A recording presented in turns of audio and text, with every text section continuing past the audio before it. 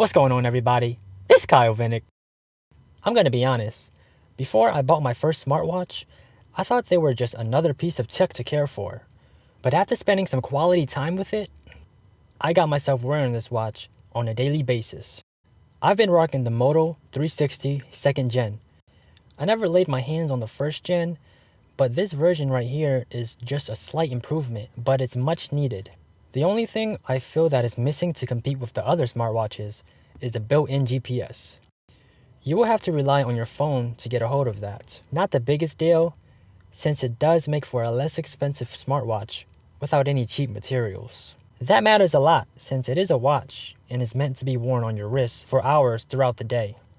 It is also IP67 certified, so you're getting dust and water resistance up to 1 meter for 30 minutes. From my experience, I've gotten this watch wet from washing my hands, and just this one time I had to run through a pretty heavy rainfall before getting inside the building. I wouldn't go swimming every day with this watch, but it does handle other tough situations with a liquid contact. The visibility, both indoor and outdoor, is great.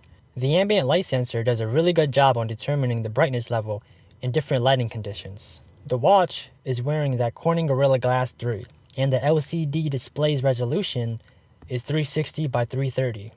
Doesn't sound like a sharp display, but with that 1.5 inch size, it makes it easy to not even notice. When you first use a smartwatch, it can take some time getting used to the software. Right now, my 360 is running that Android 6.0.1. The performance isn't the smoothest, but there's not much to complain about. This 2nd gen has a quad-core Snapdragon 400, Adreno 305 GPU with a half a gig of RAM, and is powered by a 300 mAh battery in the 42mm size watch. With my usage, I can easily last a full day with this watch. Usually, I end my day at around 2 a.m. with about 30% of battery life, from starting my day at around 8 a.m. Now, that's based on my moderate type of use, from things like peeking through notifications and replying to some. There's an always on screen option, which I leave turned on.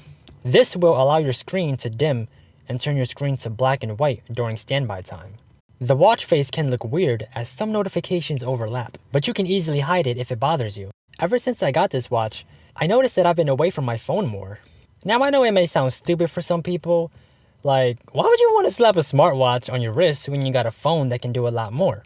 Well, for me, smartwatches give you everything you usually need to do from your smartphone in a simplistic manner. This keeps you away from your smartphone when you're trying to fight that procrastination. But is that enough to make it worth it? That depends on how you go through your days. I believe smartwatches are only convenient for people who actually give it a try. It's just so cool to just look down at your watch instead of pulling out your phone and then getting back into more important things. On top of wireless connection from your smartphone, this smartwatch features Qi wireless charging. The charger it comes with is a dock, and it looks sick when you dock the watch in, especially if you have it on your nightstand. I've been using this watch on my Pixel XL, but it can also work with the iPhones. You are limited to some actions on iOS, but you can still get a quick glance on your notifications, and I think that alone can still be useful.